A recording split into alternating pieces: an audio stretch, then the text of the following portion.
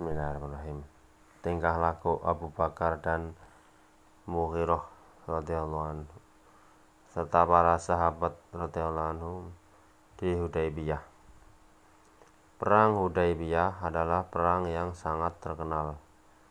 Perang ini terjadi pada bulan Dzulqa'dah tahun ke-6 Hijriah, yaitu ketika Nabi Muhammad SAW membawa umroh serombongan besar para sahabat radhiyallahu anhu.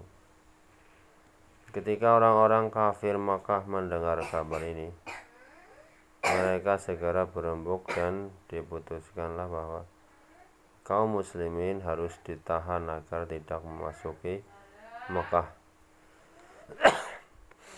Untuk maksud itu, mereka membuat persiapan besar-besaran. Selain penduduk Makkah, mereka juga mengundang pasukan dari luar Makkah untuk bergabung, sehingga pasukan mereka sangat besar.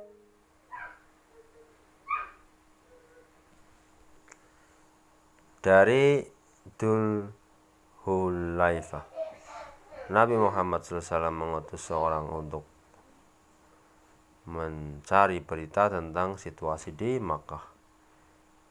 Dan orang itu akan bertemu lagi dengan Nabi Muhammad SAW di Uswan.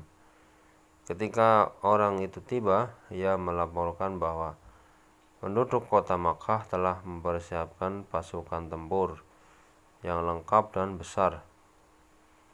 Bahkan mereka juga meminta bantuan orang-orang di luar Makkah.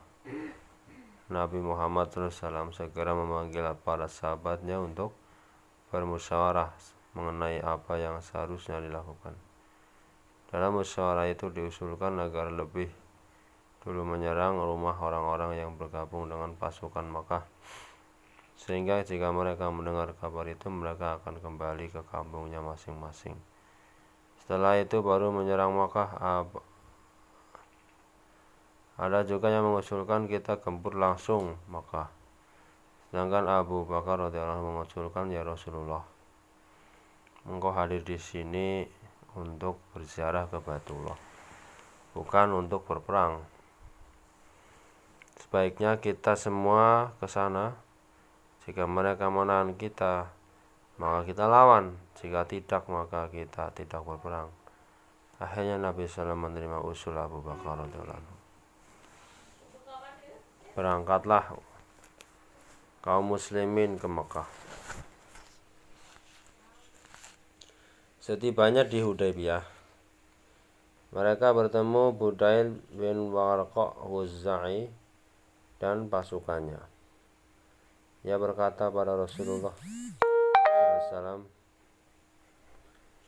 orang-orang Quraisy melarangmu masuk Makkah. Mereka telah siap bertempur.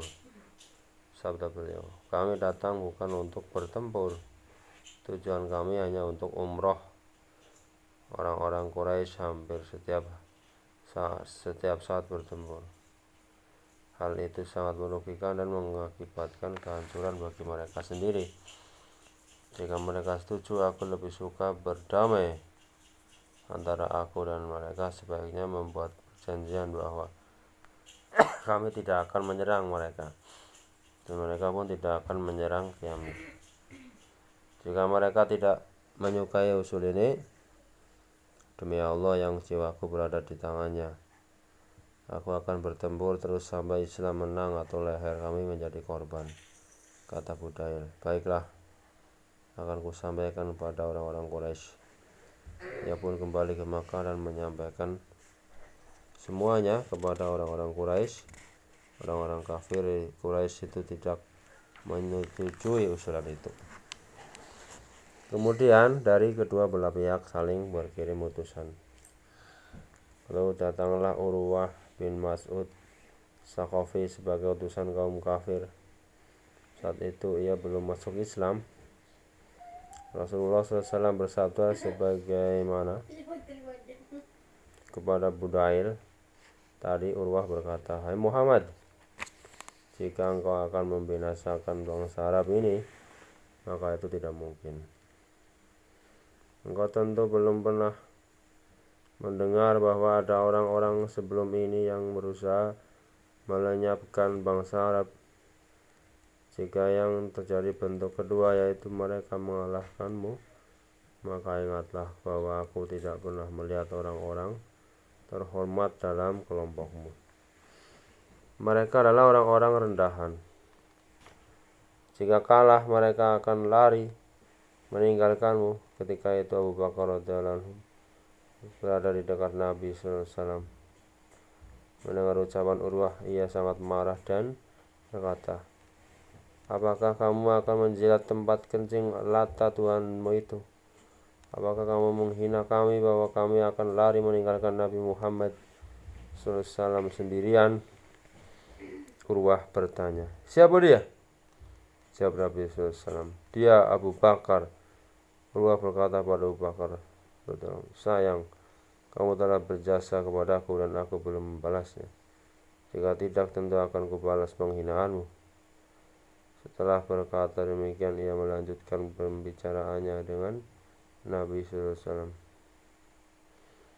Di antara kebiasaan orang Arab, jika sedang berbicara, memegang janggut orang yang diajak bicara pada saat itu untuk merayu. Urwah memegang janggut Nabi SAW. Keponakan Urwah yaitu Mughirah bin Syu'bah radhiyallahu anhu, yang saat itu berdiri dekat Nabi Muhammad SAW dengan topi perang di kepalanya dan senjata di tubuhnya, langsung menarik pedangnya dan dipukulkan ke tangan Urwah. "Jangan," tanya Urwah. "Siapa ini?" Jawab Nabi SAW. "Mughirah," kata Urwah kepada Mughirah radhiyallahu anhu. Kamu penipu. Hingga saat ini aku selalu menasihatimu, tetapi inilah balasanmu."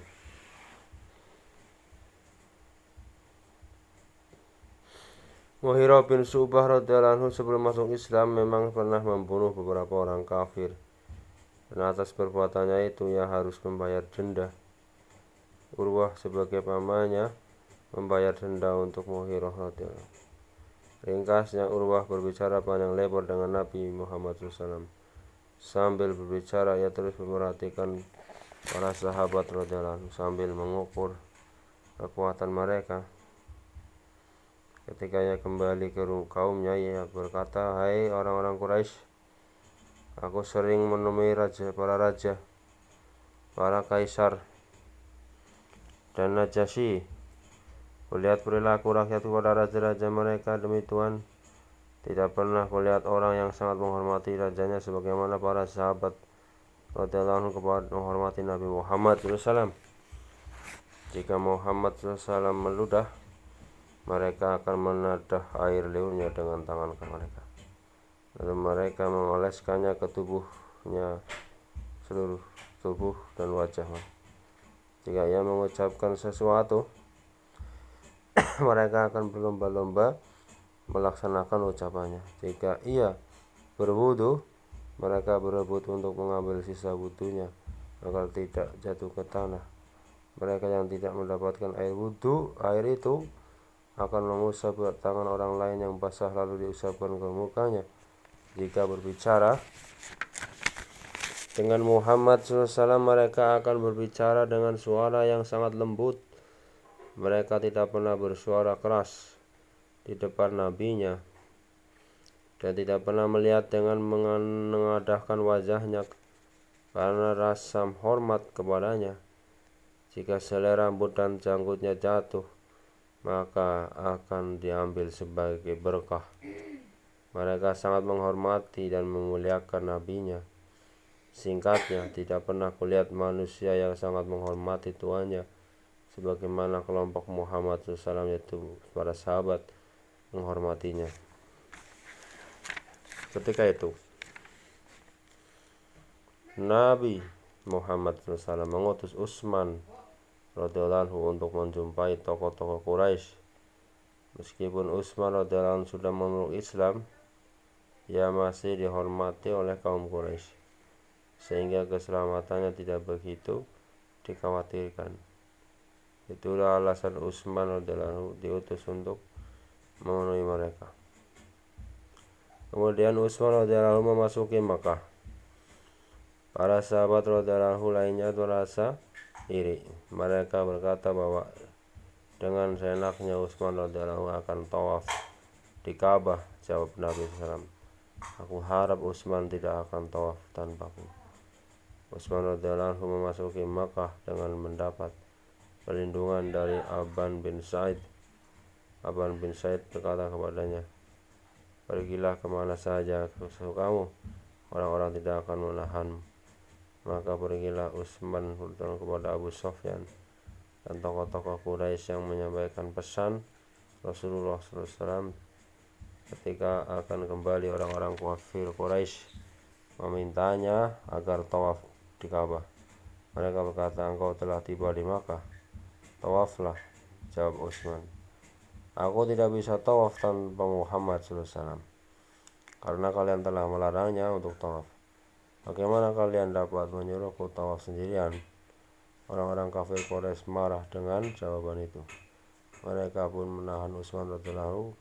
Kaum muslimin mendengar kabar bahwa Utsman radhiyallahu anhu telah dibunuh oleh orang-orang Quraisy. Para sahabat radhiyallahu anhu segera berbaiat kepada Nabi Muhammad SAW untuk berjuang hingga akhir hayat mereka.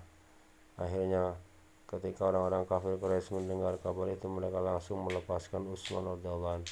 Al-Khamis. Faedah. Dalam kisah di atas terdapat ucapan Abu Bakar radhiyallahu anhu kepada Urwah, sikap Mughirah bin Syu'bah radhiyallahu anhu memukul Urwah. Semua perbuatan sahabat radhiyallahu anhu yang diperhatikan oleh Urwah, tetap menolakkan Utsman dan tawaf di Ka'bah tanpa Nabi Muhammad SAW, menunjukkan bagaimana kecintaan dan kasih sayang para sahabat radhiyallahu anhum kepada Nabi Muhammad SAW. Baiat dalam kisah inilah yang disebut dengan Baiatus Syujarah. Kisah ini telah diceritakan Al-Quran dalam surat Al-Fat ayat 18. A'udzubillahi minasyaitonir rajim. Bismillahirrahmanirrahim. Laqad radiyallahu 'anil mu'minina idh yubayyi'unaka tahta syajarati fa'alima ma fi qulubihim fa'anzala sakinata 'alaihim wa asabahum fathan qaribah. Artinya, sesungguhnya Allah telah ridho terhadap orang-orang mukmin ketika mereka berjanji setia kepadamu di bawah pohon. Maka Allah mengetahui apa yang ada dari hati mereka, atau menurunkan ketenangan ke atas mereka dan membalas mereka dengan kemenangan yang dekat saatnya.